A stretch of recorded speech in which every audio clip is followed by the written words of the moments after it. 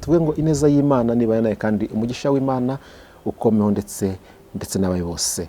Wakwiye kugirirwa neza, Imana ibagire neza, wakwiye gutabarwa, Imana ibatabare, Imana ikwiye kurengera barengere buri wese bitewe n'uruhande aherereyemo. Ariko mbasaye kugira ngo Imana ibagire neza, Imana ibumvire bari gusenga, bari gutabaza, Imana ibatabara, ariko mvuga ngo abagomba gutabarwa ko n'ababyigisha nkana, ariko nuko buri wese rero aherereye mu bice bitandukanye, amajyaruguru, amajyepfo, iburasirazuba n'uburengera bwaryo, mwese mwiyumvemo ikaze mu kiganiro cyacu cy'uyu munsi. Ndi kumwe n'umugaragu w'Imana Faustin.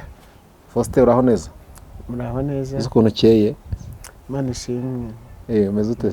Meze neza. Shima Imana. Amina. Agenda nzaza dutarame. Hari utuntu nkumbuye. cyane tuzabikora cyane mu izina rya Kristo. Urabona ko yisesekara najya ngo ntago giseka. Njya mbikora n'ukuri. Ngaho ntinya kuguhamagara ngo kubera kutajya ngo babona ngo udaseka ngo uriseriye cyane. Bajye bampamagara maze n'ukuri bajye bampamagara. Abantu bampamagare rwose. Hari abantu bacaga ati se buriya ntitumuhamagara twitaba kumona. Nukuri nzajya mbitaba cyane rwose. Baje akantu ko guseka kugira ngo ubone ko utajya aseka atari ngo. Nukuri ndaseka. Nukuri ndaseka kandi rwose cyane, kandi nezererwa abantu bakunda Yesu. N'abantu b'Imana n'ibintu. Ariko udakunda Yesu ntabyakuzana. Okay, na Yesu kuko ijambo riravuga ngo mugire umwete wo kubana n'abantu bose amahoro no kwezwa. Kutejejwe atazabona umwami Imana. Jewe umuntu ntakunda n'umuntu w'ikinyoma, donc wambara facette y'umucyo wa Kristo. Ariko umuntu atana ntabwo bivuze ngo nabana n'abakijijwe gusa. Ahubwo nuvuga ngo ahubwo babana, ahubwo wenda batazi Yesu twanakundana cyane, ariko kugira ngo nyine umucyo wa Kristo Yesu ubi influencing, donc ubagereho. Hari abantu nyine bambona bakavuga bati Pasteur amahoro, muntu w'Imana amahoro, mugaragu w'Imana, muntu w'Imana witwa Faustin, muntu w'Imana witwa Ngirimana Amajyambere Faustin, mbese umuntu w'Imana. Nawe ukuraho isezerano ry'Uwiteka mu izina rya Yesu Kristo. Yitwa Faustin nta ukuri ryayo. Ni ukuri nuko biri. Nawe ukuraho isezerano ry'Uwiteka mu izina rya Yesu. Ajya n'umuntu witwaga cyo minisitiri. Yitwaga nta ukuri ryayo Jean Damascene. Ni Jean Damascene. Umva ko izina ryawe ari iry'amavuta y'ubuyobozi. Yesu yaradusize kandi ntago azemera kudusigurira ikibaho, ubwo yadusigiye ubwiza bwe kandi adusigira ukuri kwe, adusigira ubwenge bwe, adusigira ijambo rye, anadusigira umurimo we. Yego, nuko Yesu yabikoze. Imana igumishe. Reka dusenge Imana no dutangiye ikiganiro cyacu cy'uyu munsi. Uyu munsi kandi nicyo ushaka gusenga noneho. Rwose oya n'umwuka, oya n'umwuka w'Imana nagumane nawe. Imana y'amahoro kandi Imana ikiranuka, ubere mwiza gutegereje bose, uri ibyirengero byacu. Turagushimye kandi turaguhimbaje ko abanye natwe tugeze mu kiganiro, Imana natwe mu kino kiganiro, ubwiza bw'Imana butubonekeho, imbaraga n'amavuta biboneke kuri Faustin. Ndingira kugira ngo umwuka wera w'Imana amuhangeho cyane, avuge abwijwe nawe. Adafite umwuka wera yavuga ibyo yishakiye, yavuga nk'ibyo abandi bose, yavuga nk'abandi bose, yagenda nk'abandi bose. Ariko duhamagaye umwuka wera w'Imana kugira ngo amuhangeho cyane kandi amukoreshe iby'ubutwari, ko Daniel avuze ngo abantu bazi Imana nabo bazakomera, nibamara gukomera bakore iby'ubutwari. Mukoresha iby'ubutwari mu gihe nk'iki kandi ibyo agiye gutambutsa, message agiye kuvuga, abayumva bose ubugingo bwabo buhembuke, kandi ijambo ryavuze ngo ubugingo buranirwa butazabonekaho umugabo kugeza ubwo Kristo azagaruka. Ubugingo bwabo ni burindwe kandi ijambo rihindura imitima ya benshi mu izina rya Yesu. Amen. Imana iguhe umugisha cyane, maze ubwo ubaye intwari. Ubaye intwari ya Yesu. Ari indirimbo ya 206 nubwo atariyo nashakaga kuririmba. Se waretse nkaka kuririmbira kubera yuko, ariko ubwo tureta turirimba 121, ariko ubwo ngiye kuririmba iyo kubera waruvuze uti uyu munsi ubwa mbere wumvise nsenga. Reka turirimba iyo ndirimbo ya 206. Aravuga ngo hari uwitwa Daniyeli yari intwari pe, niyakangwaga n'abanze asenga Imana ye. uri kumva neza ntabwo nyizi nari kugufasha. aravuga ngo tinyuka mugenzi wa Danieli witange ku mwami wawe ntumwihakane. Hanyuma igice cya kabiri aravuga ngo uba intwari ya Yesu niyo ukuri kwe bakubare no mu mutwe wa Daniyeli. Hanyuma gatatu aravuze ngo bamwe bo mu ntore ze baraneshejwe kuko batihaze rwose nka Daniyeli. Dore umwanzi Satani agabye ingabo ze ziranesha zihuye na ba Daniyeli. Rero narinje kuvuga ngo warukoze icyiza nka Daniyeli. Kuko Daniyeli abwirizwa n'icyiza ngo nuko rero ushikame kandi utambuke umva impundu ziravuza ba Daniyeli. Buriya usenga impundu zari zivuze mu ijuru. Rero nicyo kintu nashakaga kukubwira nyine ngo tinyuka mugenzi nka Daniyeli. Nimva ko nyizi bayirimbiye ijuru rashyizemo ntago ndizi. We iryo uzi nirihe? Tinyuka mugenzi nka Daniyeli. Erega buriya izi umwami wawe ntukane. Hari uwitwa Daniyeli yari intwari pe. Igira nuzigira nyinshi uburyo bwinshi bwo kugira intuze. Rero Imana iguha umugisha cyane. Nashaka kukubwira yuko uri intwari y'Imana mu mpamvu zo gusenga, mu mpamvu zo kurwana no mu mpamvu zo guhamya. Rero reka twiririmbire 121 wenda kugira ngo tuze duhagarare mu mucyo w'Imana. Aravuze ngo Yesu ni we mucyo wanjye amurikira inzira nemeri intege nke zanjye nizera kwa ndengera amurikira inzira nemeri intege nke zanjye nizera kwa ndengera. Yesu niwe ncungu yanjye kuko yaramfiriye niwe byiringiro byanjye niwe wambabariye koko yaramfiriye niwe byiringiro byanjye niwe wambabariye. Yesu ni umpa amahoro atuma nkiranuka ajya mu bugingo nabwo unyiza ibyaha iteka atuma nkiranuka ajya mu bugingo nabwo unyiza ibyaha iteka. Ishyuye n'imyenda yanjye angura amaraso ye yaneguriye gakondo mu bwami bwo mu ijuru. Angura amaraso ye yaneguriye gakondo mu bwami bwo mu ijuru. Noneho ayo maraso ya Yesu tuyaririmbeho. Numva nshaka kuririmba ho gatatu hanyuma kugira ngo tuze gufata umwanya w'ijambo cyangwa n'ubutumwa. Yego Kane yaravuze ngo niki cyankeze byaha n'amaraso yawe Yesu niki cyankeza rwose n'amaraso yawe Yesu. Ayo maraso ye niyamboneza rwose ntacyama gukira nk'amaraso y'umukeza nta kindi cyantunganya nk'amaraso yawe Yesu nta kindi kirumfite nk'amaraso yawe Yesu. Ayo maraso ye niyamboneza rwose ntacyama gukira nk'amaraso y'umukeza nta cyatsemba w'ibyaha nk'amaraso yawe Yesu nta byanjye byamboneza nk'amaraso yawe Yesu. Ayo maraso ye niyamboneza rwose, ntacyamagukira nk'amaraso y'umukiza.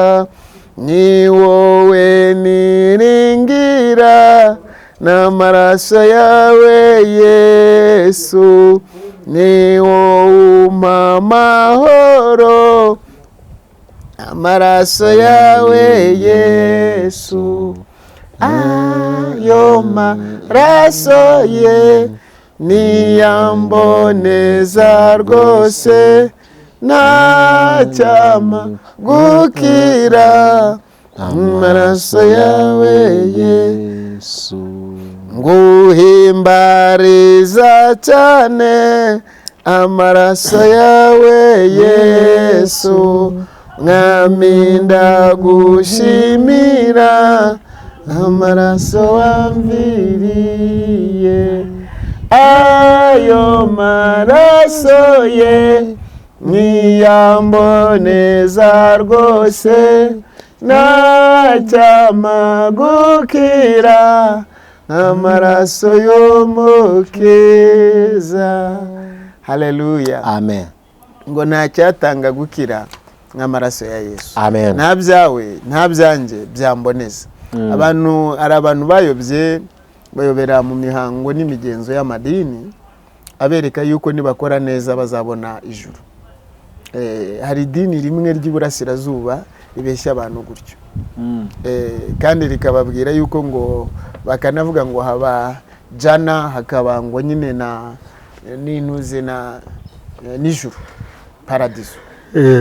Rero ni ukuvuga ngo jana, ni ukuvuga ngo iyo uri hanze y'amaraso ya Yesu Kristo wese ategekewe kurimbuka.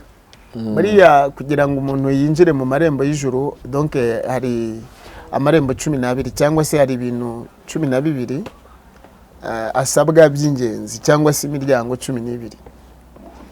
Umuryango wa mbere yitwa kwizera Yesu Kristo nk'umwami n'umukiza. Nyuma kabiri hakaza kubatizwa mu mazi menshi. Hanyuma donc gatatu hakaza kwizera. Uri kunyumva neza? Ni ukuvuga ngo bakaza umuryango wa kane witwa imbabazi, gatanu hakaza nyine gukiranuka.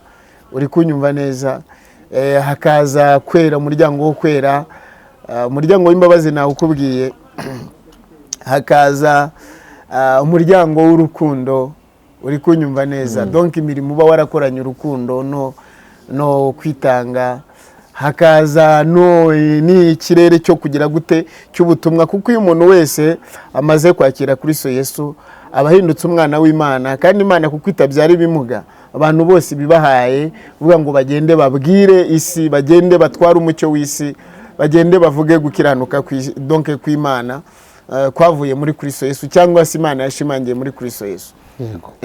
Iyo miryango rero iragenda nyine ikagera kuri 12. Donc numva hakazamo nyine wenda n'icyo bita jugement, ariko jugement no kuvuga ngo ni bya bigerageza Imana icishamo abantu, icyo bita intambara. Uri kunyumva neza?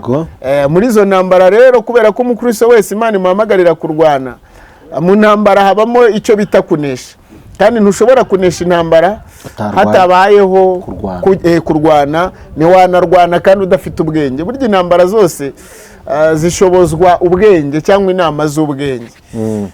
Rero ibyo bintu nibyo bakureberamo, ukinjira mu muryango umwe ujya mu wundi. Hanyuma ubwo nyine n'uburyo nyine wagenze, uburyo donc byakuvuga ngo ya myitwarire, ntabwo ushobora gukora icyiza hanze ya Yesu. Rero aya madini menshi aba yarayobeje abantu gutyo, ariko kwa Kristo Yesu ikintu gikomeye cyane cyitwa imbabazi, urukundo, kwitanga. Ubwo ariko navuze n'undi muryango witwa patience, cyangwa se kwihangana, nawe ubamwo. Nuvuga ngo uyu muntu utarihangana ibimugerageza nawe ntashobora kugira. Niyo miryango ibayo iragenda ikaba imiryango 12, hanyuma kugira ngo iyo bamaze kugira baravuga ati karibu mu bwami bw'umwana w'intama wateguwe kera kose. Rero niyo mpamvu twari turirimbye kugira ngo nta byanjye, nta by'idini, nta by'abantu runaka, nta buhanuzi runaka bwaguha gukizwa usibye Yesu Kristo.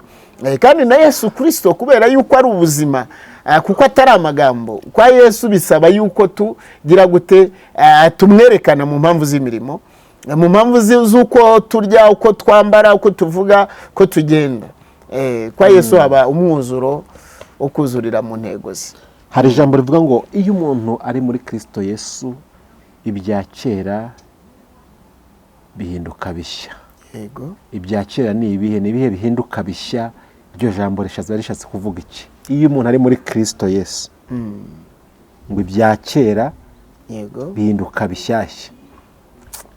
Ibya kera ahubwo biba bishize. Ibya kera biba bishize ariko hanyuma bigahinduka bishya. Umuntu ari muri Kristo Yesu ibya kera biba bishize ariko bihinduka bishyashya. No muri Yesaya yigeze avuga ngo jewe nabwirije ibyo gukiza kandi ndakiza. Hano Yesaya 43 ariko aho umurongo wa 18 akanavuga yuko ngo Imana irema ibintu bishya, ibya kera ntibabyibuke. Pawulo akagaruka mu Bafilipi avuga ngo nibagirwa ibiri inyuma ngasingira ibiri imbere. Ibya kera rero umuntu wa kera ni umuntu w'icyaha, ni umuntu ufite ibyaha. Ibya kera nyine uko ibishaje biba bigiye gushira.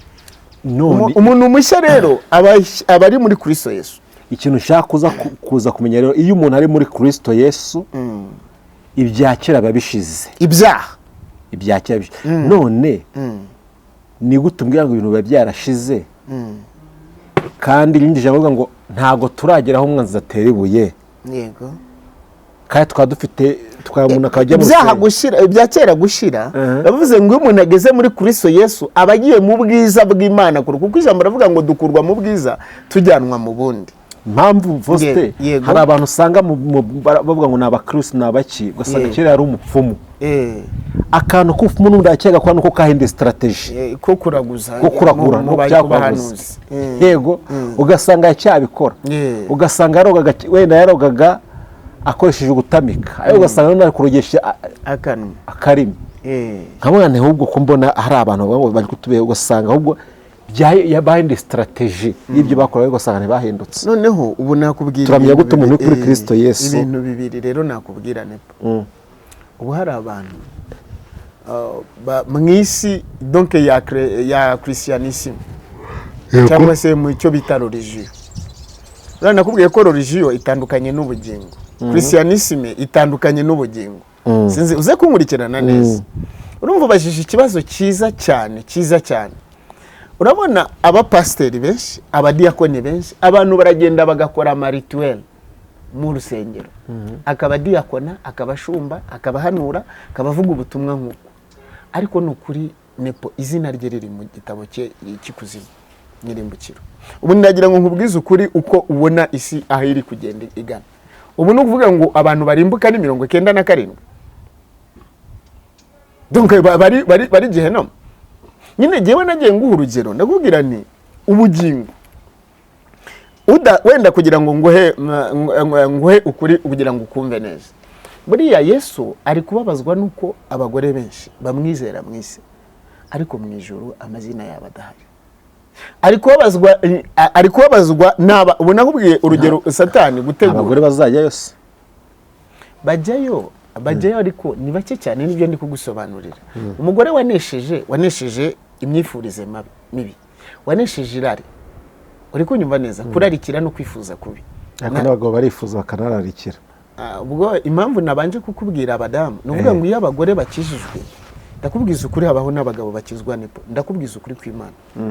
Buriya nuvuga ngo abagore bemeye kumenya yuko ari abakozi b'Imana ku rugero rudasanzwe.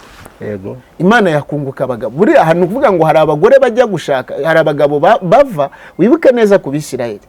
Bagiye basanganiye abamowabukazi, basanganira abanyamahangakazi.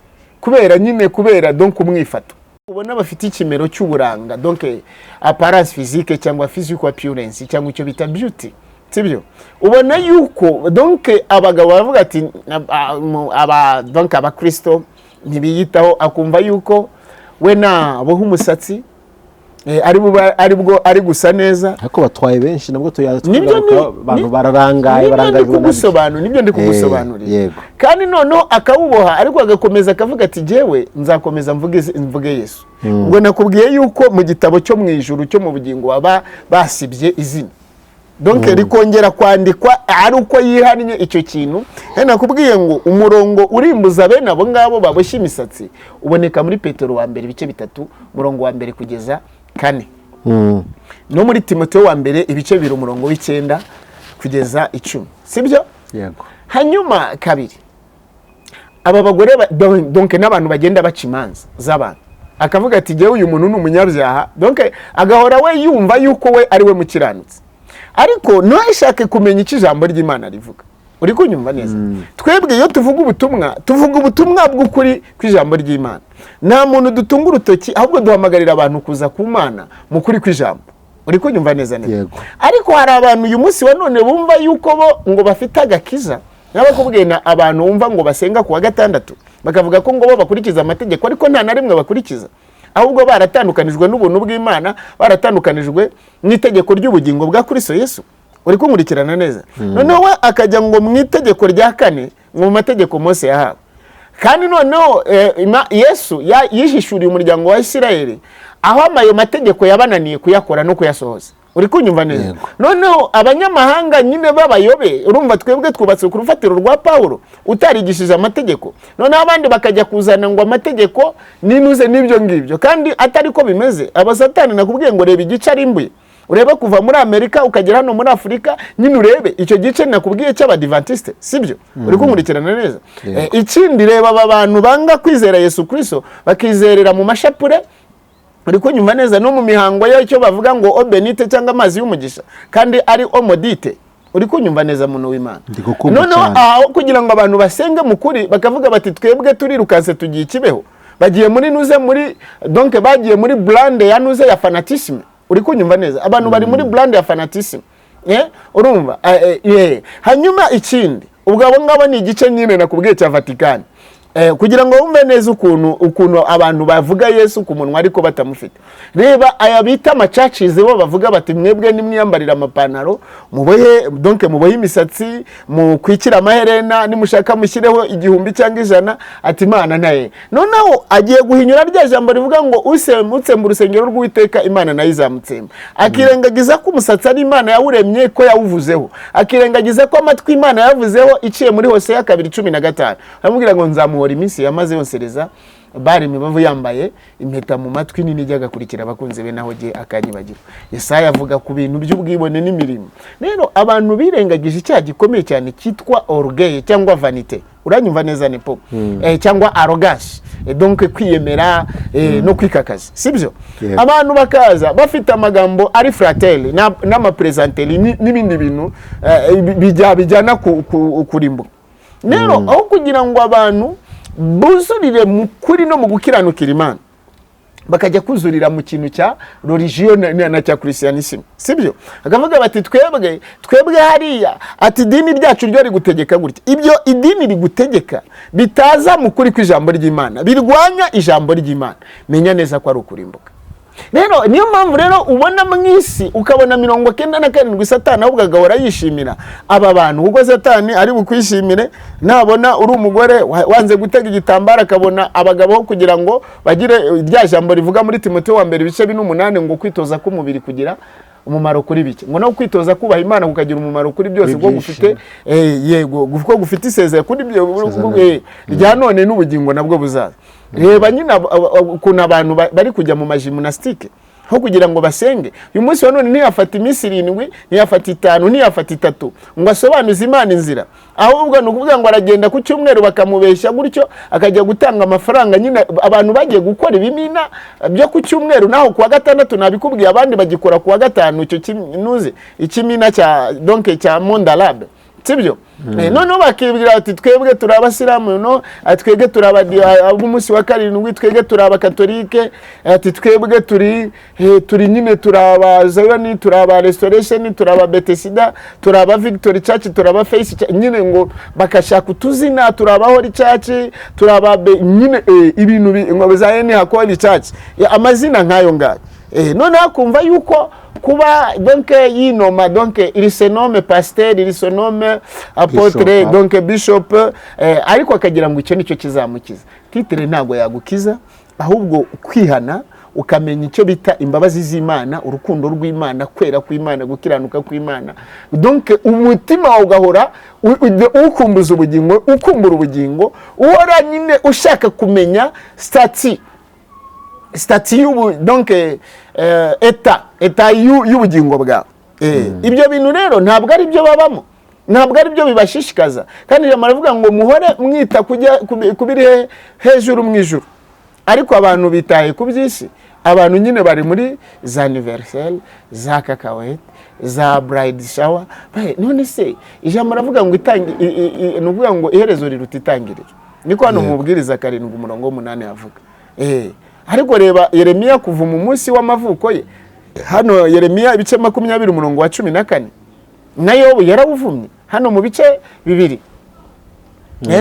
Na Yesu nigeze ababwira ngo muzajye mwibuka za anniversaire cyangwa se igihe mwavuye. Na Yosefu na Mose, ivuka rya Mose arahurizi cyangwa rya Yosefu, nta n'umuhanuzi. Ariko uyu munsi wa none abantu nibabone ko ari ubushukanyi n'ubusinzi. Abantu gahubwira ati ariko bene data nimurekure isi muze mu gusenga. Abantu urukundo rwabakamyemo, niyo mpamvu nibyo akora abikora kugira donc ashaka kugira gute kwipresenta za presenter nyine ninuze na za facette zo kwerekana yuko ari umukozi ariko atari nawe.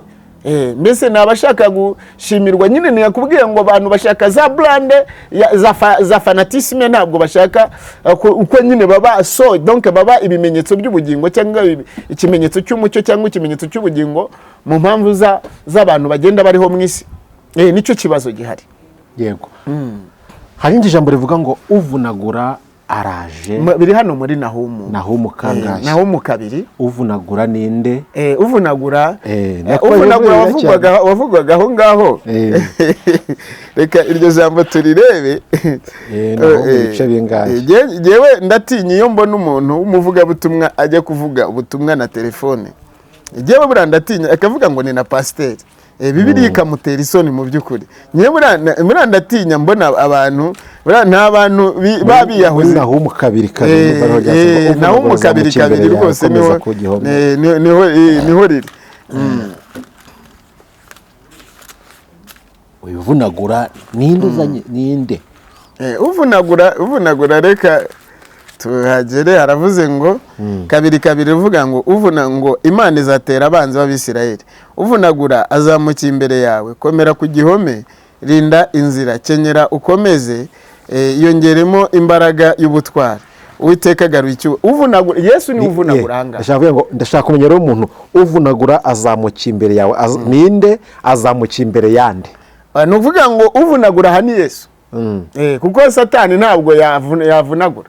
Uko Yesu wibuke ko n'amagufa ye batayavunaguye. Ko tawese ngo amanukiye imbere bakavuga ngo azamusugo ntabwo ikuzimu. Oya Yesu ntabwo, impamvu wanesheje yari amaze kuvunagura Satani n'amaboye. Ngo uvunagura azamukiye imbere, nuvuga ngo urumva icyayo cyaje kikakwica, icyayo kikugezemo kirakwica. Hano mpamvu ijambo rivuga ngo napfanye na Kristo. Ngo kera amwebwe mwibuke ko mwapfanye na Kristo Yesu. N'amagambo ari hano mu Bakolosayi. Yego. Ntabwo wenda twaye, ariko nuvuga ngo twapfanye na Kristo mu mpamvu z'ibyaha, ariko tuzukana nawe mu kimenyetso cy'umubatizo, nibwo ko Petero yavuze. None nuvuga ngo rero icyakwishe Imana donc yohereje yo Kristo kugira ngo ajye kucyambura ubutware. Iyo rero wizeye Yesu Kristo no kuvuga ngo Imana iragenda igasibisha izina ryawe, no kuvuga ngo ibyaha byawe uhita ubihanagurwa, ubibabarirwa. Ariko Imana ikakubwira ngo noneho genda ukora imirimo myiza ikwiriye umuntu wihana. Erega iyo wizeye Yesu Kristo ntabwo wabirangiye. Imana ikugarura mu mpamvu z'urugamba no mu mpamvu zo guhamya ibyo wizera. Erega nakubwiye ngo duhamagarirwa mu ntambara aba Kristo. ntabwo ari uko ngwiko ubugingo bukora. Yesu nyine arakubabarira akagushyira mu bana bakagushyira mu ntambara kugira ngo uneshe. Dawidi yaranesheje kuri Goliyati kandi intambara ntizari zirangiriye hariya. Ni kandi buriya na Samusoni yaranesheje kubera yuko ntiyakunze ubugingo bwe ahubwo yarabutanze kubw'ubutumwa. Uri kunyumva? Yego. Rero kuko ukunda ubugingo bwe adakwiriye kuba. Rero uvunagura ahangaha ni Kristo Yesu. Ni ufite ububasha bwo kumenagura ibihome. Ni Yesu rero udukiza impamvu zibiya kuko yaranavuze ngo kandi ngo mwese abarushye n'abaremerewe. Tuvunagurwa n'icyaha tukavunagurwa n'urupfu. Rero iyo Yesu aje nuvuga ngo iyo apfanye gupfana natwe nuko yatwemeye tutari abo kwemera. Yemeye nk'inshuti nzavuga hose izina rye.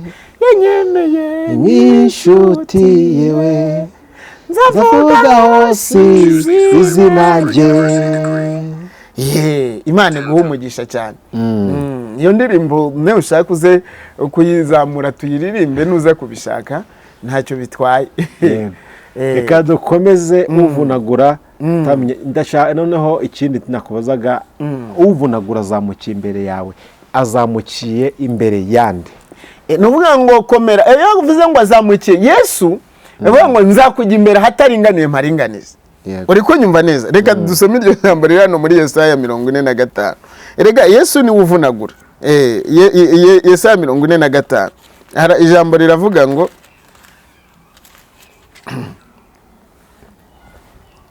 kabiri haravuze ngo nzakujya imbere hataringaniye maringanize, nzamenagura inzugi z'imiringa n'ibihindizo by'ibyuma nzabicamo kabiri. Wakumvise? Nzaguha ubutunzi buri mu mwijima n'ibintu bihishwe ahantu herereye kugira ngo umenye ko ari jye Uwiteka uguhamagara mu izina ryawe, ari jyewe Mana ya Isirayeli. Kubw'umugaragu wanjye Yakobo Isirayeli natoranije, wamagaye mu izina ryawe nguhimbye izina nubwo utigeze. Imana ijya iduhimba amazina nubwo tutayimenye nyine tukababera. Yakobo yahimbwe Isirayeli nubwo atarazi Imana, ariko Imana imuha izina rishya. Sawuli ahindurirwa izina ahinduka Paulo. Abrahamu ahindurirwa izina aba Abrahamu. Sarayi ahinduka Sara. Na Simoni uriya wabaye Petero, Imana imwita Kefa namwita ariko na Petero kuko yari Simoni mwene Yona. Yes. Yego. Urakoze cyane Faustin, Imana igumugisha ku bisobanuro byiza. Dukeneye ko abantu bamenye imwe mu mirongo kugira ngo bamenye icyo ishatse kuvuga ko igihe n'abantu baza bakayitiranya bakayikunda ukuntu aho kandi uvunagura. Yesu ni uvunagura imbaraga n'ububasha bwose n'ubutware bwose bw'umwijima. Kandi wenda ikindi kintu kiba gikomeye cyane, reba ahangaha muri Matayo 11, Matayo 11 aho ijambo rivuga ngo hamagara abo 12 ngo nuko abaha ubutware.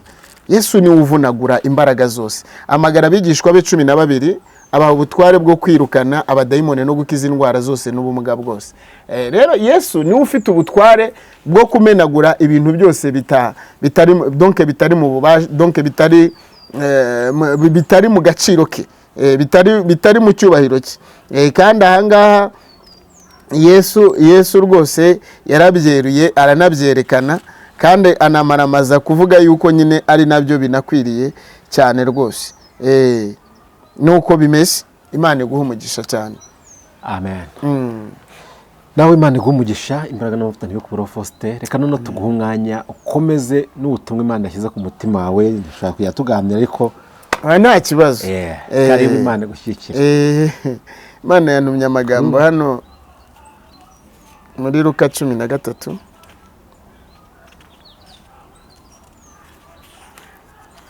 Luka 13 murongo wa mbere kugeza 5 haravuze ngo muri icyo gihe hari abantu bari bahari bamutekerereza iby'abanyagalilaya abo Pilato yavangiye amaraso yabo n'ibitambo byabo. Yesu arabasubiza ati mbese mugira ngo abo banyagalilaya bari abanyabyaha kuruta abandi banyagalilaya? Ubwo bababajwe batyo ndababwira yuko atari ko biri, ahubwo namwe nimutihana muzarimbuka mutyo mwese. Cyangwa se babandi 18 abo umunara w'Isorowamu wagwiriye ukabica, mugira ngo bari abanyabyaha kuruta abandi b'i Yerusalemu bose. Ndababwira yuko atari ko biri, ahubwo namwe nimutihana muzarimbuka mutyo mwese. Amen. Rero Yesu hano avuze amagambo akomeye cyane hano muri Luka 13:1-5, aho Imana yavugaga ngo mugira ngo abo banyagalilaya abagwiriwe n'umunara w'Isorowamu. Uri kunyumva neza? Yesu aragira inama. Uyu munsi wa none abantu bari kuza bagafata amateme kuri nuze ngo kuri Israel na Iran, bakumva yuko ari byo bagahagarika imitima. Kandi nagira ngo mbabwize ukuri yuko hano giye murambwira abantu hano imbere Yesu ari gutegura isi y'abantu bagiye kuvuga ubutumwa, y'abantu bagiye kubahisha Imana muri iki gihe cya none. Ariko abantu kugira ngo bagire ubwenge, basinduke ikinyoma cy'isi, basinduke buhenzi bw'isi, bari kwita ku mpuha, bari kwita ku ntambara, bari kwita mu mpamvu z'amakuba, bari kwita mu mpamvu z'abapfuye, bari kwita mu mpamvu z'ibyorezo. Yesu ari kuvuga ngo ikigukwiriye no kwihana mukobwa, ikigukwiriye no kwihana musore, ikigukwiriye no kwihana mugabo, ikigukwiriye tape enefodesa, ikigukwiriye no kwihana wa muhanuzi we, ikigukwiriye no kwihana wa muvuga butumwa we, ikigukwiriye no kwihana wa mushumba we, ikigukwiriye no kwihana mudiyakoni nawe mudiyakoni kazi, ikigukwiriye no kwihana wa muvuga butumwa we nawe wa muvuga butumwa kazi, ikigukwiriye no kwihana nawe wa mwana we, ukubaha ababyeyi ukabumvira, ukita ku mpamvu z'ibyo bakwigisha n'ibyo bakwerekera. Igikwiriye umusaza ukuze n'umumama ukuze nuko mwakwihana mukita ku iherezo ryanyu, mukareka kwita ku mpamvu z'impuha n'intambara. Hirya hari intambara, hirya hari intambara, hino hari intambara, hakurya hari intambara. No, ibyo ntacyo bivuze. Yesu ari kukubwira ngo ita ku bugingo bwawe, kuko gupfa ko wapfa, ariko eta wapfiramo. Mbese ihame ry'ubuzima wapfiramo ni irihe? Ese ntago wumva yuko kwita kuri abo ngabo bababajwe, kwita ku bana ngo turi mu minsi ya nyuma? Ese ubundi minsi ya mbere ntabwo uzi yuko Abeli na Kayini icyo bapfuye? Ntabwo ubona yuko Kayini yishe mugenzi we? Ntabwo bari generation ya mbere, zari imbuto za mbere zarivuye ku muntu, ku kiremwa cy'Imana cyitwa Adamu na Eva. Rero icyo gihe isi yari isi, kandi wibuke ko isi turimo yakuwe mu mazi, aho Imana yarimbuje isi y'abatayumvira umwuzure ku gihe cya Nowa. Ariko aho ngaho mu Itangiriro 7:1 ijambo rikavuga ngo muri wowe Nowa injira mu nkuge kuko ari we mbonye ko ukiranuka muri iki gihe. Imana iri kuvuga ibyago yuko bigomba kugira gute. Ibyago birahari mu isi, abantu bagomba gupfa, ariko niba napfa Yesu ni umukiza. Yesu arahari kugira ngo arokore kandi akize abo kugira gute, abo gukira. Kandi hari n'amagambo avuga hano mu byahishuriwe Yohana avuga ngo hahirwa abapfa bapfira muri Kristo Yesu. Umwuka ati abeye ati kuko baruhutse miruho n'imihate y'isi, imirimo yabo ikagenda ibakurikiye. Nimba wari umuvuga butumwa aravuze ubutumwa neza, urupfu ntacyo ruvuze, ntacyo urupfu ruvuze kuri, kuko urupfu ntirumfite. Urupfu ntirwabonye Daniyeli, urupfu ntirwabonye Meshake, Shadarake na Abedinego. Reba ariko Yosefu uvuga ngo amagufa yanjye muzayimure muri Egypte muyajyane mu gihugu. Agaragaza kwizera, areba imbere. Ariko uyu munsi wa none mukanzwe ngo ubuse Irani yagufasha iki? Israeli yamfasha iki? Nta kintu na kimwe yamfasha. Rusi nanuze na Ukraine nta kintu byagufasha, nta kintu Burayi bwagufasha, nta kintu Aziya yagufasha, nta kintu Afrika yagufasha, nta kintu abana b'umubiri bagufasha. Buretse ko nabo umwuka batari Kristo Yesu ntacyo bagufasha. Yesu Kristo niwe gakiza, Yesu Kristo niwe gisubizo, Yesu Kristo niwe weza imitima, akeza imibiri, akeza n'umwuka. Yesu niwe wagukuraho wafungiraniwe, niwe wakura isezerano ryawe ryafungiraniwe. Yesu niwe wagukuraho ubwo burwayi bwagufungiranye mu gahinda no mu mubabaro. Yesu niwe wagukuraho impamvu zigushyira hasi cyangwa zigukeneshe cyangwa zikubuza gutambuka. Yesu niwe wazana umuriro ugatwika ikintu cyose kitavuga izina n'agaciro ku buzima bwawe mu izina rya Kristo Yesu. Yesu niwe waza akakwambika icyubahiro, niwe tape enefodesa, niwe waza akagaragaza amaboko akomeye kandi akaguha gushikama no gukomera. Ibyo yabibwiye Yosuwa hano mu gice cya mbere, amagambo ahari 6 kugeza ku 9. Imana yamubwiye ati shikama komera, kuko nyine rwose uko nabanaga na runaka na Mose umwuka niko azongera akagira gute akagukomeza nawe. Imana yakomeje umuhanuzi Mose, ikomeza umugaragu wayo Yosuwa, ikomeza Repene Fade Sadene Sha, ikomeza Samuel, ikomeza Mariya. Imana iramukomeza mu mpamvu z'intambara n'ubupfubyi. Imana yakomeje Esther. Ahubwo wowe niye mpamvu wita kumuha?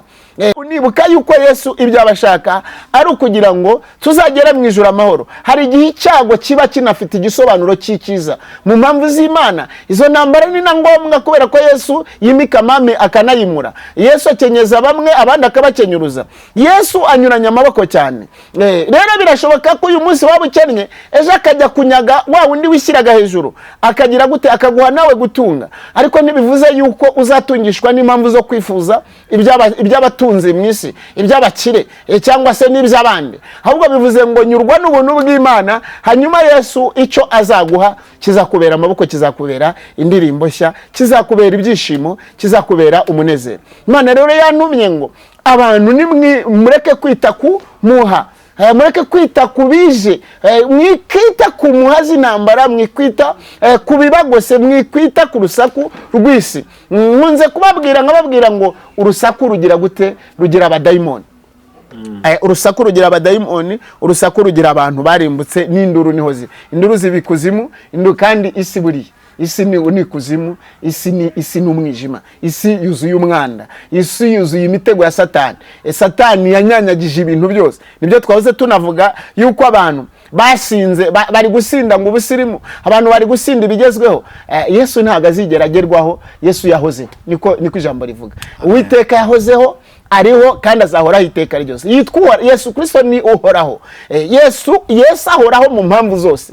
Yesu kandi Repenefo yahozeho mu mpamvu zose, kandi azahoraho mu mpamvu zose. Ntago azashyirwaho n'akanwa k'abavuga butumwa, ntazashyirwaho n'akanwa k'abamuvuga. Yesu ntazashyirwaho n'abahanuzi, nta nubwo azanerekanwa n'abahanuzi. Ahubwo Yesu azerekana imirimo ye ku bahanuzi b'ukuri. Yesu azerekana umurimo we ku bavuga ubutumwa b'ukuri, ku bafite kuvuga imirimo ye, ku bafite guhagarara mu mucyo, ku bafite kwiyambura isi no kwitaza ikinyoma cy'isi, ku bafite gutera umugongo umwanda w'isi, ibinyoma no kwiyoberanya ko abantu b'isi. Hari abahanuzi b'isi tuzi, abangaba baza bakababwira bati twebwe turi ba profete, twebwe turi ba evangeliste, twebwe turi ba bishop, twebwe turi abapotere, nimuze hano. Ntabwo ubutumwa ari ubwo ngubwo. Yesu ari kuguhamagarira kwiyinira, ukihana imirimo yawe ipfuye, ukamwizera rwose, ukamenya Yesu ko ari we nzira, ukuri n'ubugingo, kandi kutabona ijuru utamuciyeho. Ntiwanabona amahoro Yesu atayaguhaye. Nta dini ryaguha amahoro.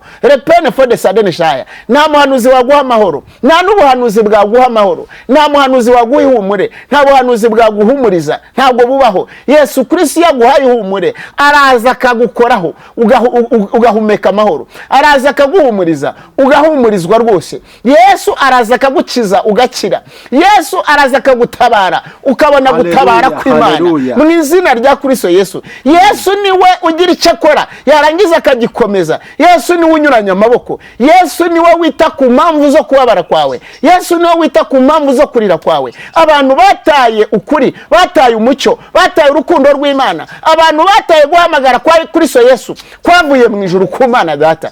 Ariko bantu b'Imana, mukwiye guhindukira Abanyarwanda, mukwiye guhindukira Abanyarwandakazi, mukobwa hindukirire Imana, ubone neza ya Yesu Kristo. Yesu aragukunda. Musore hindukirire Imana, wa mugabo uhindukirire Imana. Reka bidafite umumaro, reka bidafite agaciro, reka kwita ku makuru n'abakabara nkuru, reka kwita ku byadutse. Ahubwo Repene Fode Saya, Uwiteka azakubera ikiraro. Yesu azakubera impamvu. Yesu azakubera impamvu zo guhagarara no gushikama, ugashikama mu buntu bwe, ugashikama mu rukundo rwe, ugashikama mu bwiza bwe. Yesu azakugeza mu mpamvu zaho ushaka kugera, kandi icyo yavuze mu mpamvu zo kugambirira umugambi mwiza yakuvuzeho. Uwiteka azaguha amaboko yawe, azagushyigikira kandi uzasohora amahoro. Yesu ntabwo azigera yima icyiza icyo ari cyo cyose kuba mwubaha n'abamwizera, kuba mukunda n'abamukorera, kandi no kuba gumanye nawe. Yigeze abwira hano abantu mu byanditswe byera Luka 22:28 ngo nimwe mwagumanye nanjye mu gihe cyo guhindura ibintu bishya, ngo nanjye nzabagira gute, nzabicaza ku ntebe 12 mucire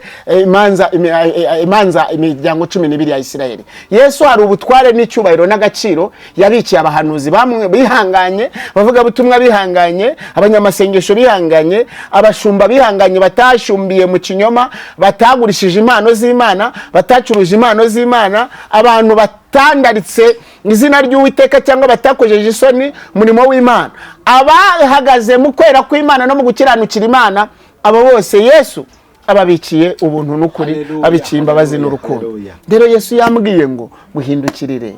Yesu niwe banze ryo gukomera, niwe banze ryo kwizera. Yesu niwe mpamvu zose ziriho mu mpamvu z'ibyo ukwiriye kubonera muri we, uhereye umunsi ukageza iteka ryose, mu izina rya Kristo Yesu. Amen. Amen. Mane guha umugisha. Ndafashijwe poste. Abantu nibareke kwita ku mpuha. Abantu nibareke kwita ku mpuha. Ariko Yesu yaravuze mu gihe cy'imperuka hazabaho impuha z'intambara. Yego. Ahantu hatandukanye. Yesu se ntiyabiduteguje, niba turabyitaho ko nipo ndakubwiza ukuri. Ubwoba buhora ahantu ibinyabwoba biri, ibinyabwoya, kandi nakubwiye ko ikinyabwoya gikuru ni Satani, kandi na Moroke bamanukanye, ba Bereyali, ba Simode, ba Porowoni. Ntabwo tugarutse kuvuga amazina y'abadayimoni n'amazina y'abamarayika biki abo bita les anges de chi cyangwa nomenclature yabo. Ahubwo turi kuvuga yuko igiteye ubwoba sicyo giteye ubwoba. Donc Yesu ni uteye ubwoba. Yesu, Imana niyo iteye ubwoba. Imana kuvuga ngo yica umubiri igafata ubugingo ikabujugunya Gehenna. Satani ntago ateye ubwoba, ahubwo uteye ubwoba ni Kristo Yesu. Kristo Yesu Satani aramutinya. Rero Yesu ateye ubwoba kuri Satani, ateye ubwoba ku bamarayika, anateye ubwoba na Mikayeli, marayika utinyitse, urwana intambara z'abakiranutsi. We yubaha Yesu akamutinya kandi akamwubarara. Kandi Yesu ntari ku rugero rw'icyo yaremye.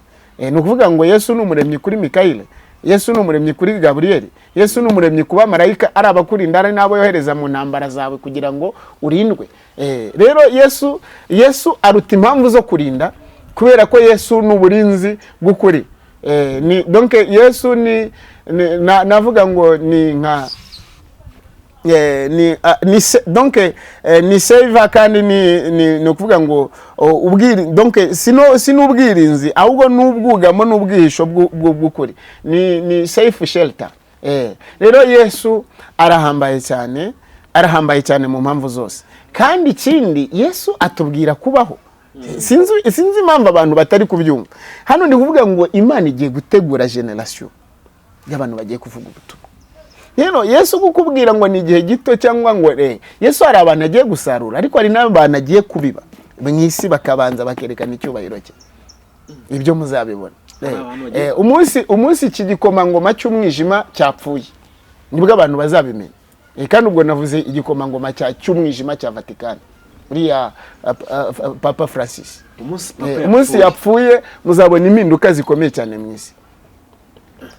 Muzabitegereze kandi urupfu rwe ntiruzashyirwa kera.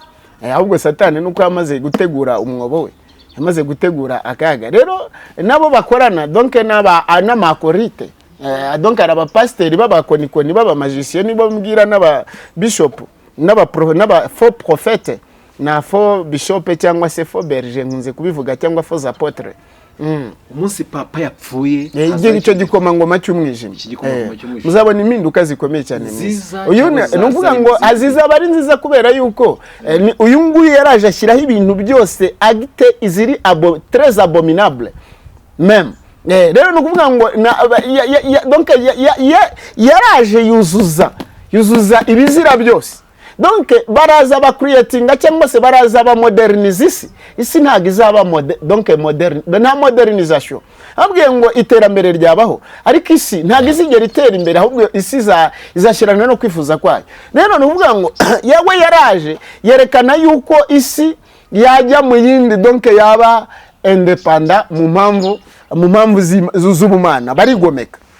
Kandi bikozwe n'icyo gikomangoma cy'umwijima nakubwiraga. mu isi y'umwijima, kuko n'ubundi ni igikoresho cya Satani gikomeye. Rero ni ukuvuga ngo bareka za mpamvu niyo nakubwiye ngo abantu baririmba ubukurisi ariko mu yindi hirya bafite indi facette y'umwijima ukomeye cyane.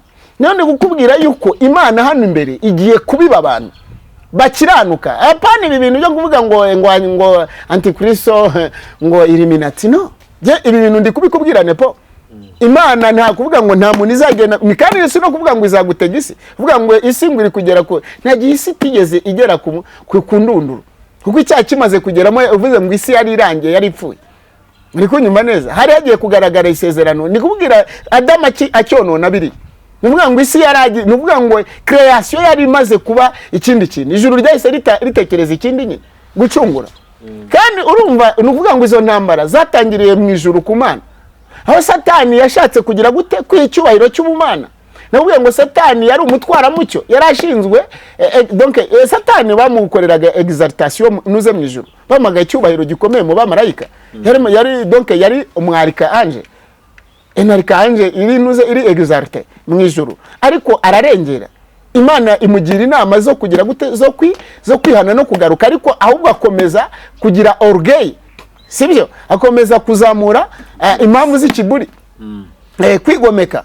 Rero nuvuga ngo Imana ntiyanangaga uriya Luciferi. Ahubwo Luciferi niwe wigometse, kandi unabona n'uyu munsi wa none uburyo abantu bagomera donc ubuyobozi bakagomera mbese imitegeke nyine abantu bakigomeka. Ibi tubiboneka. Rero bira byose ni imbuto ya Satani. Urumva akagenda akabakoresha, ariko akagaruka nyuma kugira gute kubatera kuryana no kurimburana no kumarana. None ubwira ngo izi ntambara mu bundi buryo zifite inyungu. Intambara mureke zibeho zice, ariko munareke Yesu arinde kandi akize. Nibyo bintu mugomba kumenya.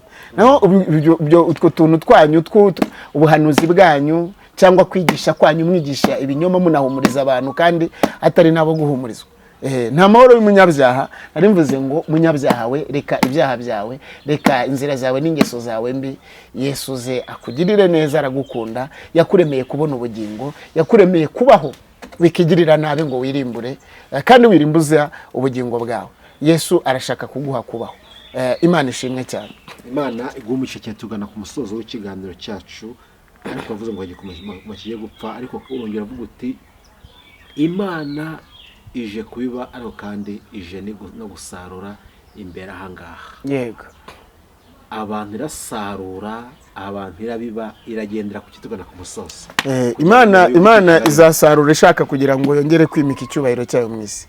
Izasarura za France, izasarura za Amerika, izasarura mu isi yose, izasarura Afrika, izasarura mu Rwanda, isarure Kongo, isarure Burundi, isarure kugira ngo Imana yongere kwerekana ubudahangarwa bwayo n'umushinga wayo n'umugambi wayo yuko hanyuma nibirangiza nibona icyo iri gushaka umugeni wayo amaze kugira, nirangiza izanemera kuko yanabyanditse, izemerera ko abo ba antikristo cyangwa se imugihe umugeni azakurwa mu isi.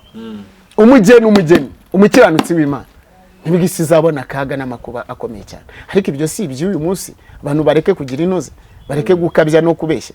Yuko Yesu aje gucyura abakwiriye gucyurwa bagataha, hanyuma no kongera kubiba imbuto nshya, kandi zikerekana icyubahiro kidasanzwe. Ubu hari abantu hari amasezerano y'abahanuzi ataraba n'amagi mu nda z'abagore. Rero impamvu Yesu agomba kwemera ko ayo makuba n'ibyago bibaho, nuko hari ibintu nawe ari gutegura, kandi ubwo no mu rundi ruhande na Satani ari gutegura mu bundi buryo. Ariko imigambi y'Imana iruta kure cyane ya Satani. Imana rero ijya inaca no mu migambi Satani yateguriye isi, ariko ibyo ikwiriye kuburizamo ikabiburizamo kugira ngo byose ijye gushyikira. Kandi umugambi w'Imana ku muntu ni urukundo, ni ukumucungura, ni ukumukiza urupfu rw'iteka cyangwa urupfu rwa Gehinomu.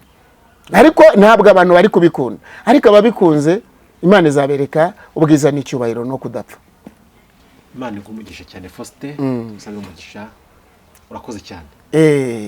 Tugana ku musozo w'ikiganiro cyacu, sinzi ba icyo wongera no twigane ku musozo dusoza. Ikintu nakongeraho nuko abantu bagomba kumenya yuko Imana ntago ihangarwa, Imana niyo gutinywa. Nari mvuze ngo abakobwa b'abanyarwandakazi bazumva ubutumwa bakwiriye kureka uburaya, ubusambanyi, ubwibone, n'ibintu na désordre sexuel cyangwa se perversité sexuelle. Donc bakarika ibintu by'umwanda. Ntago amafaranga atanga ubuzima, ntanatanga kubaho, nta nubwo amafaranga ari ubufasha, ahubwo Yesu yaguhaye umwuka wera, Imana igushyira hejuru kuruta Esther. Bigire kuri Mordecai na Esther, ariko kubera yuko mufite abashumba b'ibisambo bababeshya, nababwiye ngo muba muri brand ya fanatisme. Iyo ushaka ko abantu bakuvuga neza ariko ufite ikibi, ufite ibyago bikomeye cyane. Uwo bita Princesse Diana ari kuzimu bitewe ubwiza bwe n'intuze ntacyo byamumariye na nyina. Bari kuzimu nuze uyu Elizabeth. Rero nuvuga ngo abo bose baba famous, donc bagize celebrity n'amazina akomeye mwisi, bari kuririra ikuzimu, bari kubabarira ikuzimu. Pope n'abapape n'intuze na za papote zose. Rero nuvuga ngo amatitire nta gakiza, icyubahiro ntago gikiza, gloire iri éphémère cyangwa se trésor iri très éphémère. Ibyo nta hantu bijyana, ahubwo ita ku bugingo bwawe, umenye igitumye Imana yakuzanye mu isi. Wowe uri ubwenge n'umugambi w'Imana, ariko kubera iki ushaka kurwanya Imana mu mpamvu zo kukurema? Banza umenye ko agaciro kawe ari ukwemera kuba umugore, kuba umukobwa. Agaciro kawe nako kwemera kuba umugabo, no kwemera kumenya icyatumye Imana ikugira umuhungu. Ariko uyu munsi wa none isi iri kubashuka, Satani n'abadayimoni, mukigira aba lesbienne n'aba lesbianiste cyangwa base aba pedophile cyangwa se n'aba pede. Ibyo bintu byose mukwiriye kugira gute? Kubitera umugongo, mukubaha Imana nibwo muzagira amahoro. Hanyuma ikindi navuga, kandi n'abahanuzi n'abavuga butumwa n'abahamagariwe kubona ubugingo, nimukore neza, mukorera Imana neza, nibwo mutazagira gute, nibwo mutazarimbuka. Ariko ibyo byago muri gutegurira mu binyoma, muri guha isi, mu bwo burozi muri kugaburira isi, Imana ibabikiye kanseri y'umuriro, kandi nababikiye umuriro ukomeye cyane mu ntambwe za Gehinomu, kandi uzamanuka ujya mu mwobo mw'icuraburindi. Rero kora neza kandi ukorera Imana mu izina rya Kristo Yesu. Hanyuma kandi Imana ureke kuyishyuza, kuko Imana ntigira nyakabyizi n'abapagasi. Abapagasi na za nyakabyizi ziba mu isi ya Satani. Urakoze cyane. Imana bw'umugisha, wagushaka kubona kuri nimero 0782 21 51 0788 21 51 07. Uwiteka Data mu izina rya Yesu, uri Imana yera kandi uri Imana nziza, uri Imana ikomeye kandi uri Imana ikora imirimo n'ibitangaza, urahambaye cyane. Ushimiye yuko umpaye guhumeka ku rugero warumpaye kubikoraho mu izina rya Kristo Yesu. Ushimiye yuko ubuntu bwawe n'umwuka wera yabaye muri Faustin. Rero ushoboza uyu mukobwa, ushoboza uyu muhungu, ushoboza uyu mubyeyi w'umugabo, ushoboza uyu mubyeyi w'umugore mu izina rya Kristo Yesu. Ushoboza uyu muhanuzi gutinya no kubaha, ushoboza uyu muvuga butumwa kumvira no gutungana rwose no kwitonda. Tepe enfo de Sadene Shadele Vasai. Kandi uyu mushumba gito mu izina rya Kristo Yesu, Uwiteka umwambika impamvu z'isoni, ariko abashumba bategereza ubuyobozi bwawe, bategereza ubuyobozi bw'umwuka wera no kuyoborwa n'uwo mwuka wera ukuri. Mana ubambika amaboko, ubaha icyubahiro no gukomera, kandi ramende for the Sadene Shaya waramirishe ubuntu bwawe n'ukuri kwawe, kandi umucyo ugumane nabo mu izina rya Yesu Kristo. Sindura abantu ibitotsi by'isi, sindura le pere de sai abanyarwanda umwijima n'icuraburindi ryo kurimbuka. No la mende for the sai no kuremererana, ubaho urukundo rwuzuye kandi ubahe kubabarirana rwose mu izina rya Yesu Kristo. Batera ikinyoma umugongo mu izina rya Kristo Yesu. Bagaruke mu kuri kw'ijambo ryawe, bagaruke mu mpamvu zo gusenga, bagaruke mu mpamvu zo kumenya kuba mu bihe byo gusenga batishishanya kandi batiyoberanye. Rero girira neza abantu bose b'abanyarwanda mu mpande z'isi mu izina rya Yesu Kristo, burengerazuba bw'isi, mu majyepfo y'isi, mu majyaruguru y'isi, n'iburasirazuba bw'isi mu izina rya Kristo Yesu. Abo bose abanyarwanda aho bari ubahire, n'abirabura muri rusange, n'abandi bantu waremeye kuguhesha icyubahiro no kwiheshereza icyubahiro mu isi y'abazungu, mu isi y'abarabu, mu isi y'abashinwa n'abayapani n'abandi n'ayandi moko. Ariko cyane cyane mukuri ushyire umutwe w'abanyarwanda hejuru, abanyarwanda bakuvuge, bakwamamaze, bamamaze ineza yawe n'ubuntu bwawe, kandi umugisha mu banyarwanda komeze kubamo, komeze kubaha kurya, komeze kubaha kugubwa neza, kandi ubaha amahoro adasanzwe mu izina rya Kristo Yesu, amen. Amen. Turagushimiye wowe duteze amatwi muri kano kanya dusubikiye ikiganiro cyacu cya buri munsi. Ahangaha ibiganiro byo nakagaruka. Ciao ciao.